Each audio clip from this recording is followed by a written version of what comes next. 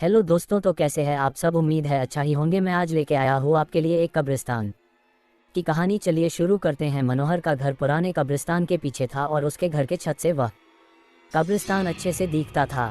वह रोज उस कब्रिस्तान को पार करके ही अपने काम पर जाता था। मनोहर के दो बच्चे थे और दोनों बच्चे बड़े ही शैतान थे। बड़े बेटे का नाम रॉकी और छोटे बेटे का नाम विकी था। एक बार गर्मी की छुट्टियों में रॉकी और विकी की बहन सोनिया भी आई हुई थी।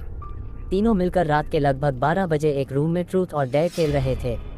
रॉकी सोनिया से पूछता है कि तुम ट्रूथ लोगी या डेयर। सोनिया डेयर लेती है और पूछी है कि तुम लोग कुछ खतरनाक करने के लिए तो नहीं कहोगे ना। रॉकी, ये हुई ना बात, तो जाओ अब छत पर से घूम करके आओ और छत पर रखे गमले में से फूल तोड़ कर लाना होगा, तभी हमें पता चलेगा कि तुम छत पर से आई हो। सोनिया, छत पर से तो कब्रिस्तान दिखता है। नहीं, मैं नहीं जाऊंगी। रॉकी और विकी दोनों सोनिया को छत पर जाने के लिए जबरदस्ती बोलते हैं। सोनिया छत पर जाती है और जैसे ही गमले में लगे फूल की तरफ बढ़ती है तभी उसकी नज़र कब्रिस्तान की ओर पड़ती है। कब्रिस्तान में एक बड़ा सा सूखा पेड़ होता है। वह देखती है कि उस पेड़ पर एक सरकती हुई उल्टी लाश लटक रही होती है। सोनिया उसे देखती है और जोर से चिल्लाती हुई बेहोश हो जाती है। फिर जब सोनिया बहुत देर तक छत पर से नहीं लौटती है तो रॉकी और विकी दोनों डर जाते हैं और वह छत पर जा करके देखते हैं तो पाते है कि सोनिया बेहोश पड़ी है। वो तुरंत मनोहर को बुलाते हैं और सारी बात बताते हैं।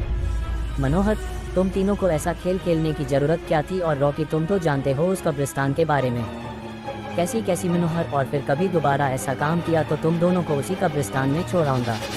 अच्छा सोनिया बेटी, ये बताओ तुमने वहाँ ऐसा क्या देख लिया था कि तुम वही बेहोश हो गई। सोनिया सहमी हुई हालत में मनोहर को सारी बात बताती है कि उसने क्या देखा। मनोहर ने उस कब्रिस्तान के बारे में ऐसी खबरें पहले भी सुनी हुई थी, इसलिए वह सोनिया को डांटता नहीं है और बच्चों को संभल कर रहने की सलाह देता है।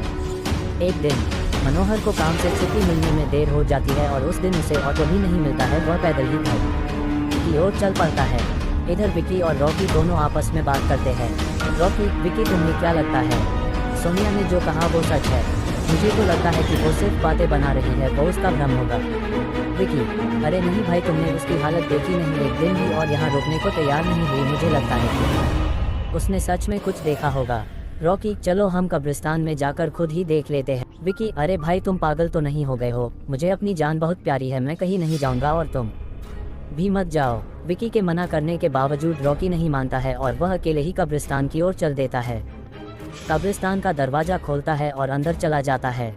वह उस पेड़ की ओर भी देखता है जिस पर सोनिया को सर कटी हुई उल्टी लाश दिखी थी।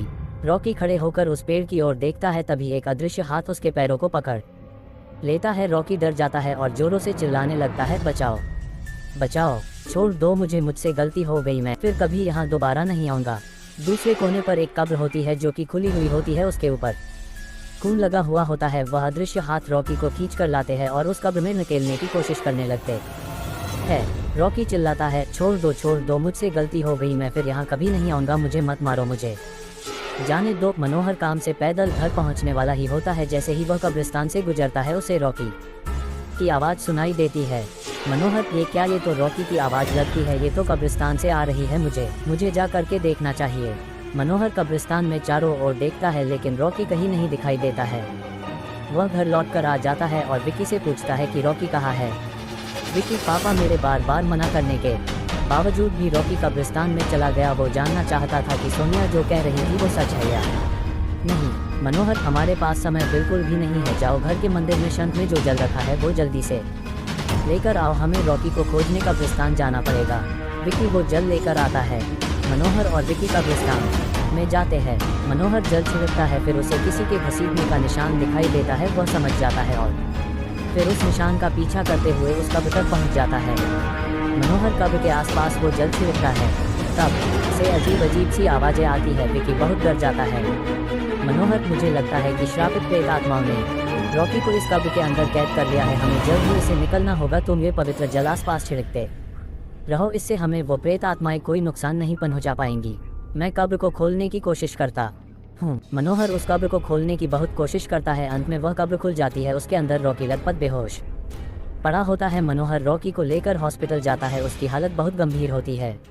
उस दिन के बाद मनोहर उस घर को छोड़कर शहर से दूर एक दूसरे घर में अपने पूरे परिवार के साथ रहने चला जाता है। तो कैसी लगी कहानी कमेंट में ज़रूर बताएगा। इसी तरह की कहानी सुनने के लिए हमारे चैनल स्टोरी क्रिएटर को सब्सक्राइब ज़रूर करें। थैंक्स।